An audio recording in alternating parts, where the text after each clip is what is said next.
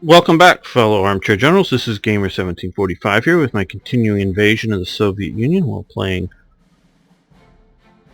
Hearts of Iron 3 with Black Ice 8 and Third Reich events. So let's get at this. Let's keep pushing on the Soviets where we can.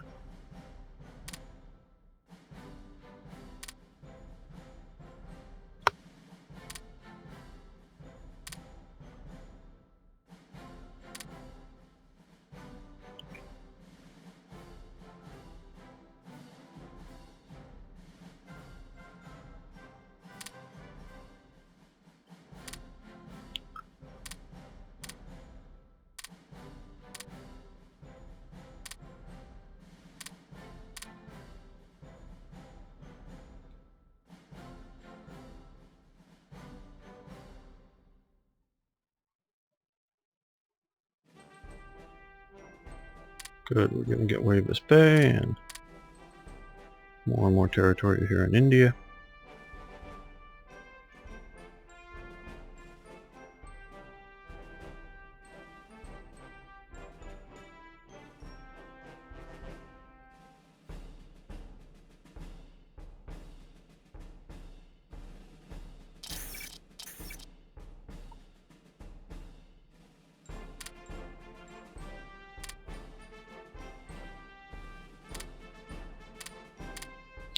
Okay, the Vulgar Tartar Legion. There were different areas of, or different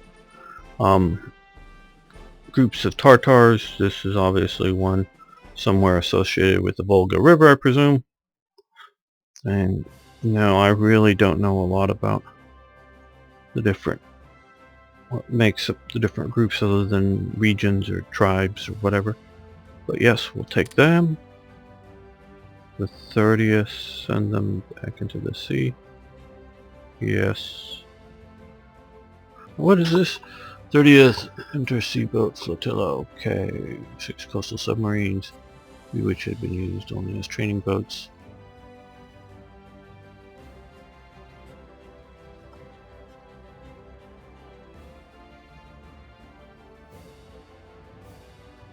Into the Black Sea to Costa. Cool. Send them to the Black Sea. Okay, cool. New one.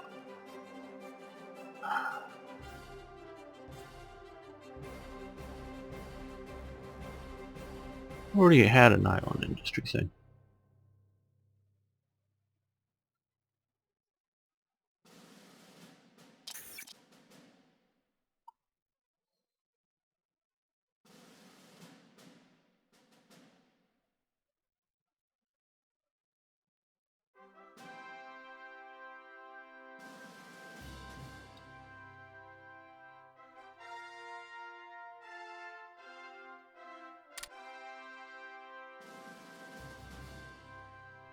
We're gonna do save our money. I don't want to spend all that right now. Whether we do or not, I thought we did.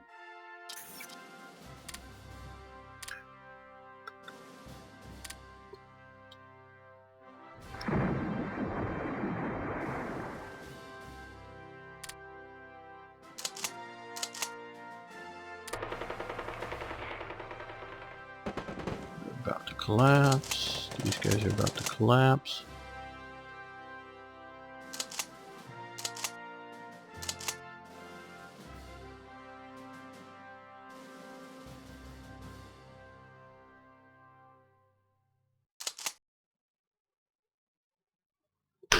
Decent, so we capture weapon unit. Let's send them up to here.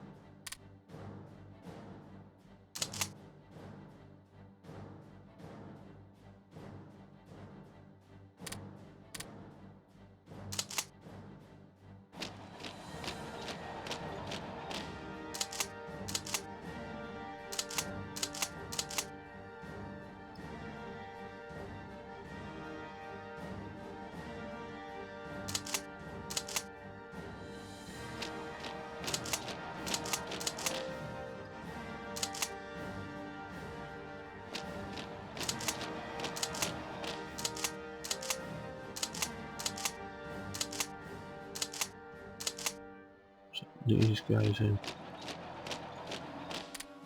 I want to take that victory point. keep checking to see if we get a decision to fire the bitter peace.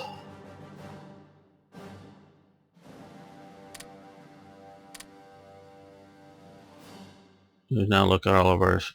I think that may be the supplies that were in Moscow that we captured that finally got sent back to Berlin, because it takes a while for them to march back. I think is how it works. But either way, obviously we have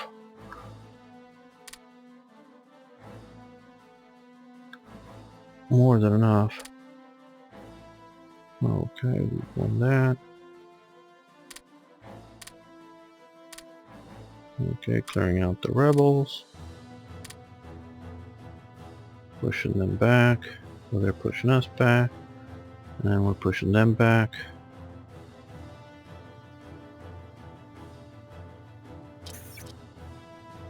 Snowfall's increased. Time to dig in. Okay, well, fine. But can't always. I want to get this city before things fall apart.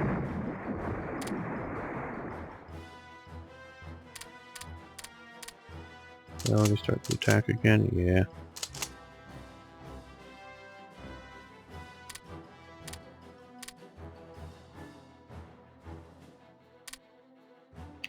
And I'm not fixated, I'm not a Hitler guy fixated on holding each one of these provinces.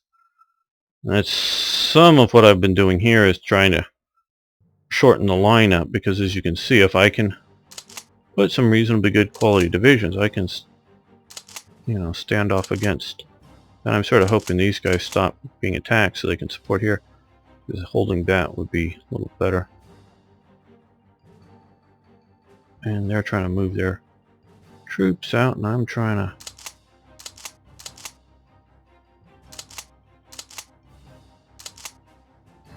advance into it.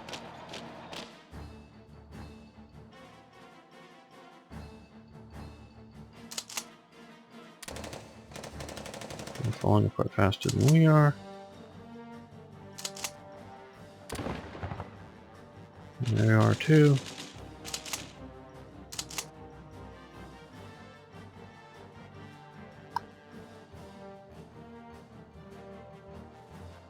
But I do want to hold the victory point cities as much as I can.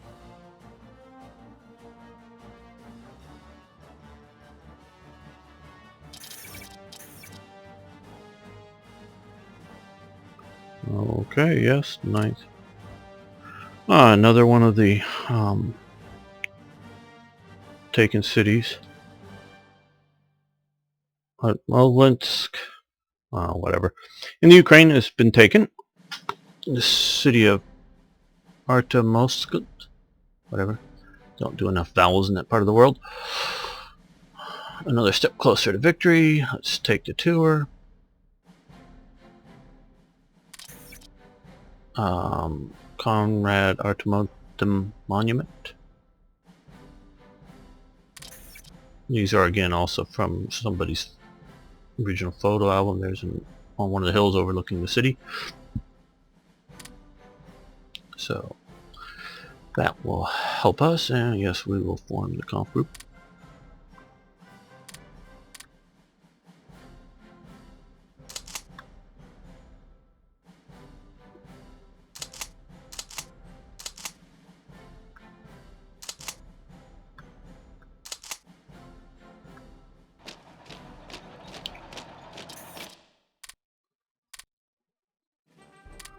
No, where is it? Conf group.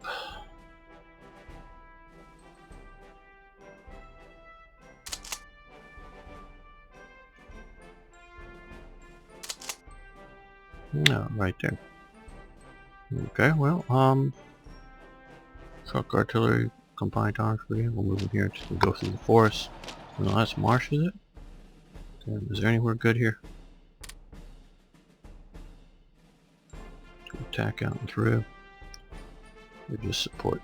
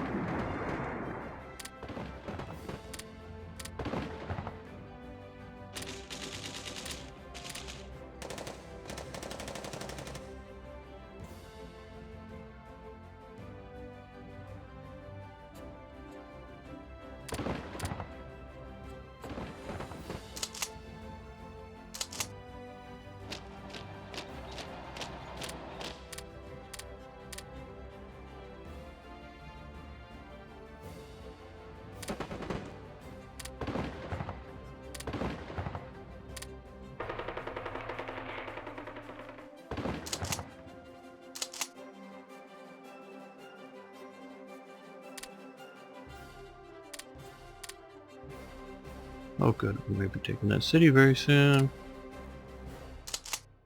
Guys will keep the link open. And now we want to push. Oh, as soon as you're no longer freaking defending. Push into there.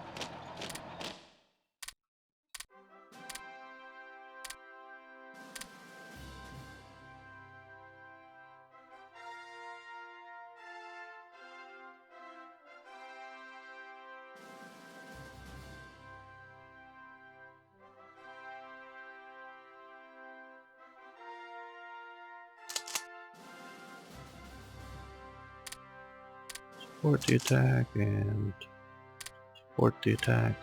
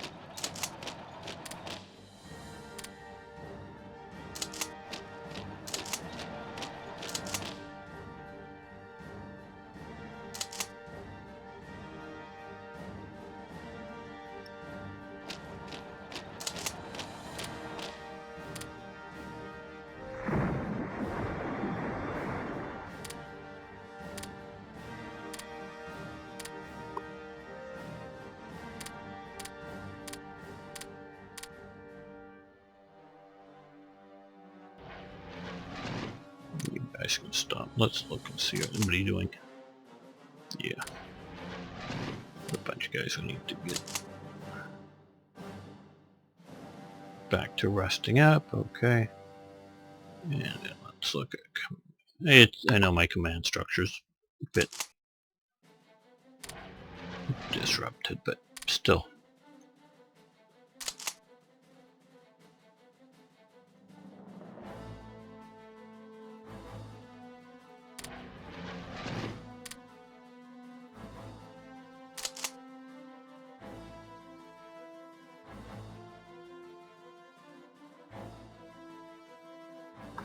Alright, okay.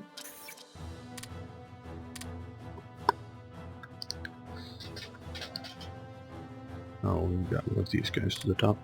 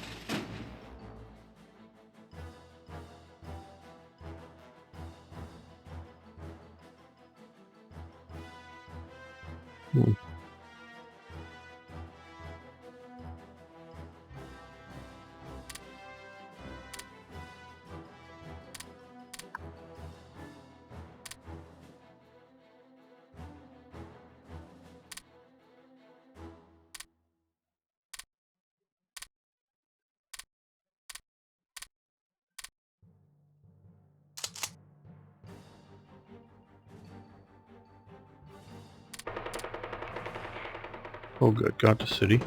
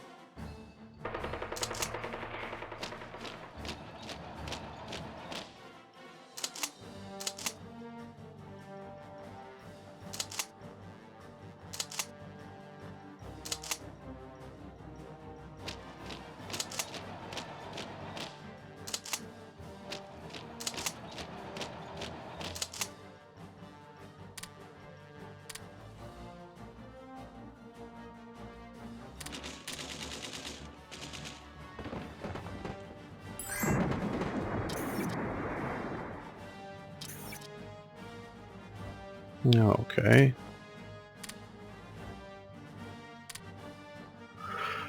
Okay, we have Atlantic Wall, Denmark section.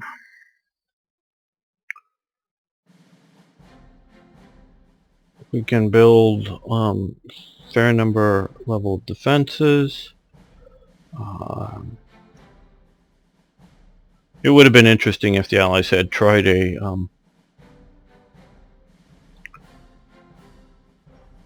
landing in Denmark. As probably most all of you know, that Churchill's plan was to make the Germans think that what they often call it the second front, which sort of a cute title and good shorthand, and what gave Stalin sort of his ability to complain that the Allies weren't doing enough, and that, you know, the first front, the main front, the Eastern Front, he was fighting, and the Allies were just sort of helping out around the edges, and they needed to start a second front. Well, my contention is that the Mediterranean is really the second front. Moving up through here, but starting another sort of major maneuver, open maneuver invasion of Germany. And so Churchill's plan is to make the Germans think that it could happen from here, you know, to somewhere up in here, all along this coast, when he had no intentions of doing that. I think going into Norway could have been useful, because you would have had a very friendly and willing population. You would have been able to significantly limit the ability of Germany to reinforce by naval and air power used here, and would have opened up, and it wouldn't take a D-Day scale invasion to do, because of the isolated, you know, we can look at the infrastructure level of the map is, you can be, now of course this helps the Germans in the sense that, like, coming through here is a narrow front, or fairly narrow front, and fairly well defendable, and maybe it would have been too helpful for the Germans. But it also allows you to get ashore and secure a base that then, with like you saw used in the Sicilian and Italian campaigns of you know, the initial landings, and then when they were coming through, they did one small landing behind, turning one flank here, and coming up through Italy they did several landings, in the famous one at Anzio here. Moving up around here, and so that you constantly have the idea of, and had the Anzio landings been done, and done vigorously, they would have been in Rome literally within 48 hours and taken Rome, and that would have really, at least the western half of Italy, they would have cut off all ability to support wherever around here the lines were, and they very well might have been able to move up and across and totally cut off the German retreating forces. But you know, and then of course after D-Day they landed somewhere in here in France. To the original we were just talking about where they were planning a landing. The original plan was to land in Normandy, and at the same time down here, I think Marseille, but somewhere in southern France, virtually, if not the same day, virtually the same day. I'm sure, you know, with storms and whatever, if this happened 2 days before or 2 days after, but they literally just didn't have enough landing craft. The Higgins boats primarily, they just didn't have enough to do both landings, so they had to wait till once they got and this was nowhere near defended like the Normandy beaches, so they didn't need all the heavy landing ship tanks and all this other stuff. They knew they could get in here and get a port much quicker and easier, but this was a much secondary affair, so they had to wait until the landing craft and whatever became available for this second landing down here. They had the military forces waiting wherever, North Africa or somewhere in Italy, for the invasion. And so the idea was this, you know, a pincer movement into France here. So if you do get somewhere like Bergen, you can easily set up landings here, come in around here, so that you're constantly outflanking the Germans, and not just a single invasion and trying to fight your way up mountain passes that would allow them to do a lot of delays. So that I think they could have come in, obviously an early invasion, in one that I think would have been easy to hold would be a Narvik. Shut the Germans off from their high quality steel coming in from Sweden. Shut off all reinforced, you know, all supply abilities to the northern front here, because most of the sort of northern Finnish front were supplied either along here or across Sweden, because the Germans did have rail access, move troops and supplies across Sweden at the right time of the year to supply this front. That they would have cut that off and isolated all these troops up here and starved them out. So that would have been a useful thing to do, but I know I've talked a little bit about this. There's the direct and indirect approach to warfare. Don't let anybody fool you right now. ISIS, and it's sort of the cute name for it, but they used to be Al-Qaeda in Iraq. Now they're the Islamic State, or the Islamic State of Iraq and Syria, or ISIL, Islamic State of Syria and the Levant, or whatever, or but they're an Al-Qaeda element that sometimes battles with other Al-Qaeda elements there. But they're an Al-Qaeda element, and they're spreading. They're kicking the West's ass. You know, the Americas too. They are winning the war. I know all these people, oh, we're so powerful, we're winning, we're killing. You know, I saw some video just not too long ago of blowing up a building, and you see all the paper flying in there, and those are all U.S. Like $100 bills that they were using to pay their troops, and we finally blew it up. And because the Obama administration won't target around civilians, but they finally decided to blow this thing up.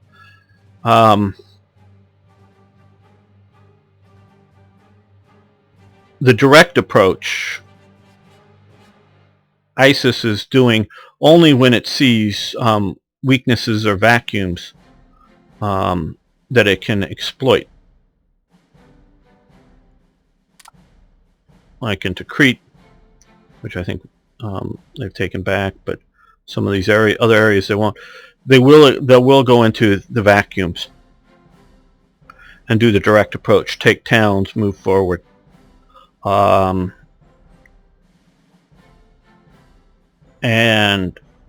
they are really operating via the indirect approach, meaning they're not setting up armored divisions and driving them into Europe. They're setting up huge populations of Muslims in here in which to hide, in which to cause discord and fraction and disruption, and try to bring it down from the inside. I understand Sweden, one of the demographic studies by 2030, Muslims were going to be the majority population in Sweden. Now, of course, 2030 being the majority population doesn't mean they get the majority of the votes, is because that just means there's a 4 or 5-year-old which isn't voting yet. But figure another 20 years on that, so 2050, this would become the Islamic Republic of Sweden because of the birth rates. Now, I understand Sweden within a year or so is going to get rid of 80,000 immigrants, because a lot of them aren't, oh, we're going to be killed in our homeland. No, they're, hey, this is better living in Sweden than in war-torn wherever. or poverty-stricken wherever. And so what they want to do is to create a population in which the terrorist or the guerrilla can swim through, hide in, move in.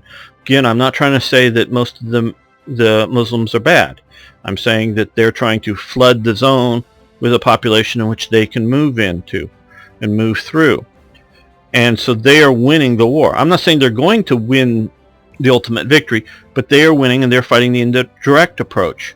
I don't think the high-level planners in any of these governments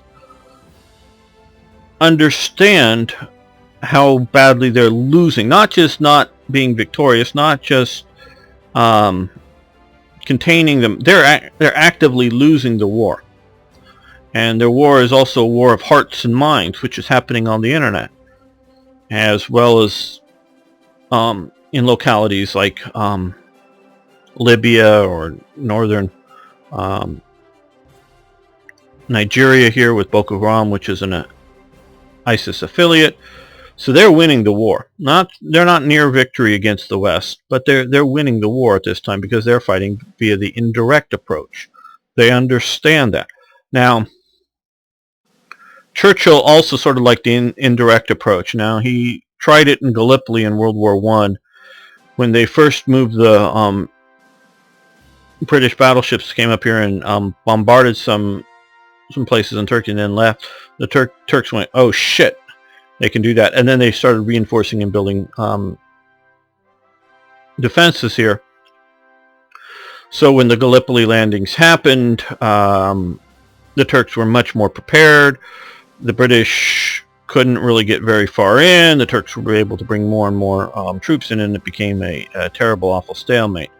Churchill wanted to try a similar thing in what he thought of as the soft underbelly of Europe.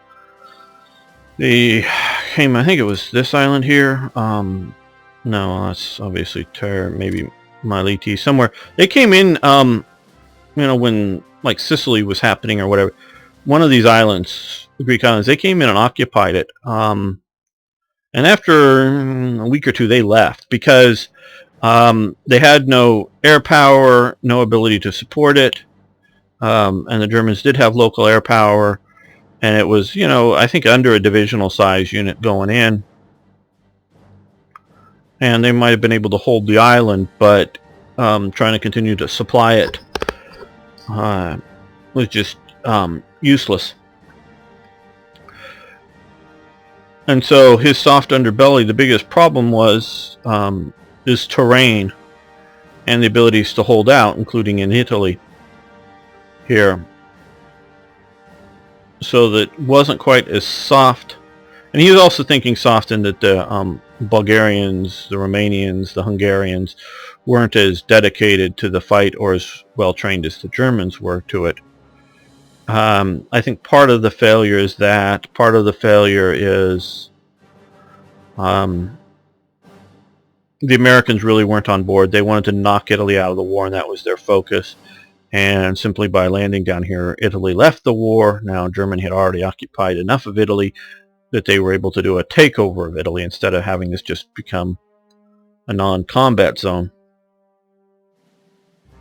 The U.S. really doesn't prepare well for what's going to happen after the war. They just always focused on winning the war, where Churchill was focused on what was going to happen after World War II. Once he got America in, he knew he was going to win ultimately. So, of course he wants to do it as quickly and efficiently as possible with as fewest deaths as possible. But he wanted to win the war in such a way that was good for Britain. But he may also see that as good for the world. And so he wanted to come in here and partially drive up through here, is to join the Soviets along here so that the Allied axis of advance was through here, while the Soviet axis was through here, and meet up in Berlin and get to, if you will, Berlin alongside the Soviets, liberating or conquering these countries for the West and not allowing the Soviets to take them. So he was looking at the post-war world as much as anything else, where FDR talked to some professors about this years ago. Their opinion was that FDR just thought he could finesse everything at the end of the war. Now, of course, he didn't live to see the end of the war, and whether he could have or not, I don't know. But it really, the American whole planning did not really think about, oh, well, now what? And oh, well, occupation zones and whatever. Yeah, they may have been thinking in terms of that, but not in the power shifts in the world. So Churchill was very much looking at that and how that would work. Now, getting back to my point, landing, well, here is the most, shall we say, direct approach, shortest link, getting in, driving for Berlin. This, quite honestly, isn't probably the best modern landing zone. You can talk to Wellington about that and his Wallachian adventures. I'm pretty sure right around here where they made a nice, beautiful landing and got ashore and getting everything ashore, and then immediately got bottled up after a battle and couldn't get out. And that was his sort of miserable start to the Napoleonic Wars. So that's probably not the best. Might be the shortest direction, but not the best invasion path. So that's how they were thinking still in the direct approach. And so that's sort of the American way of war, is the direct approach. Let's get this thing over with, get this thing done. But the indirect approach might take longer,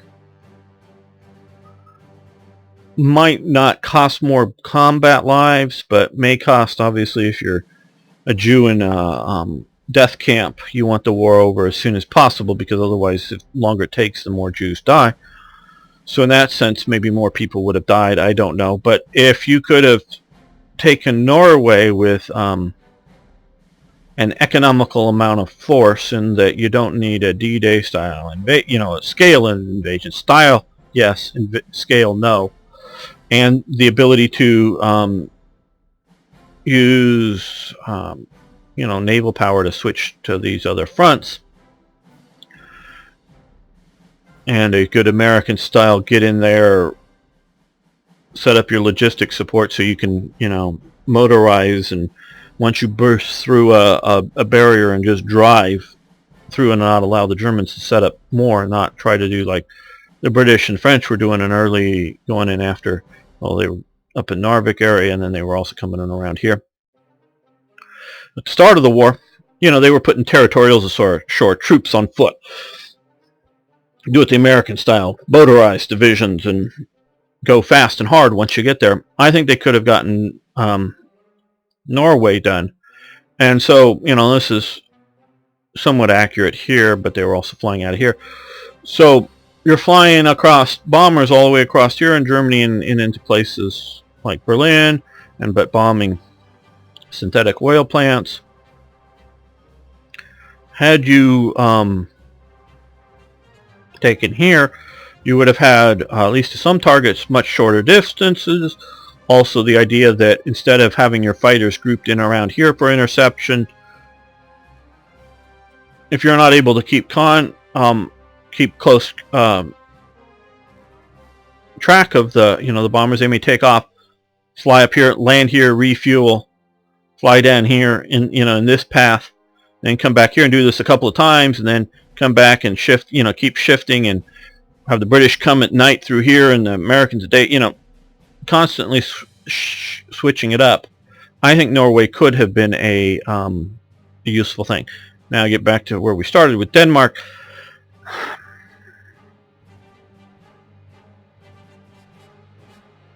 When we play these games, a lot of both the AI and the humans are putting all the forces at the front.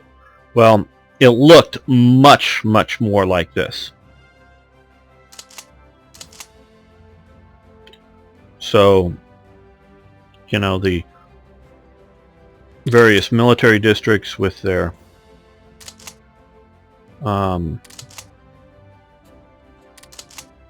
local semi-trained troops. In the newer versions of TRE, you see the reserve divisions, and a lot of them were sitting out most of the war in Germany. And that they were somewhere in between these ersatz regiments of training troops and frontline combat troops. They were proper divisions, but they were not necessarily very well equipped, but they were reserve, the home army. That you need a D-Day scale of movement to get into Germany. Germany's going to be able to quickly, because it does have a highly developed rail network. You can't just bomb it in a couple of places and knock it out. That I think you would have been an unisolated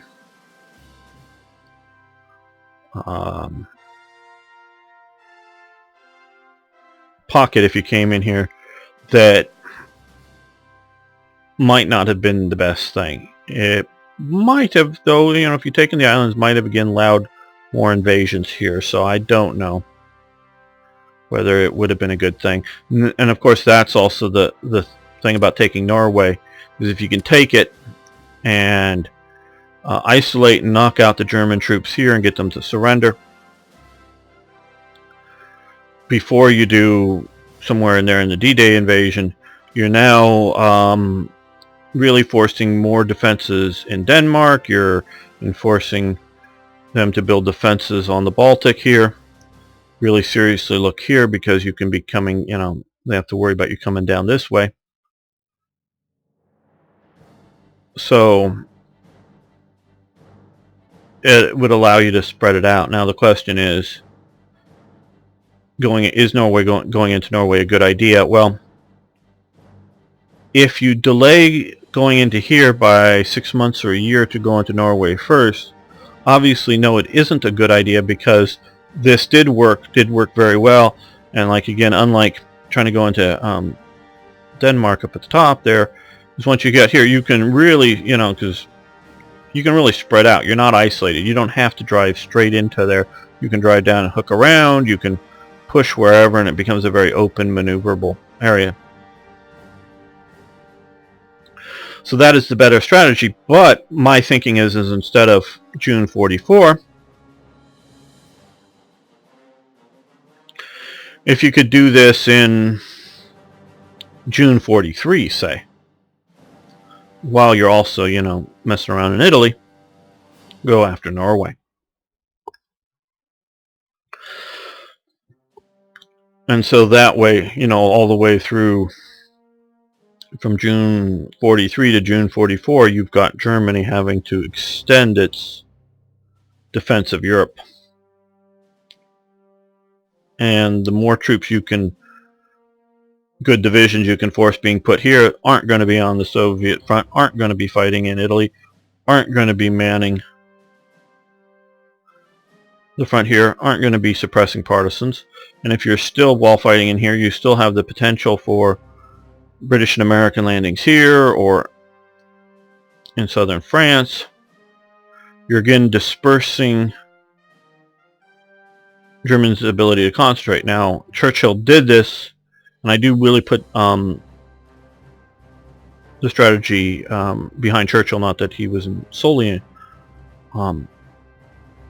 in charge of the basic plots and plans, but in that making the Germans think that it could be a very widespread front sort of did the same effect without the cost of having to invade. So they were already doing it. So we're going to go with light defenses. I don't think there's a scripted version that's going into Denmark, and I think sort of hard-coded not to invade this part here by them, but we're still going to put up just these light defenses. And you really don't have a choice to not to once you're doing the Atlantic Wall thing. You want the Atlantic Wall for in and around here.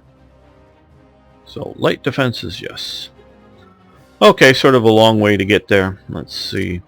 I hope it's interesting. Give them money for crude oil. No.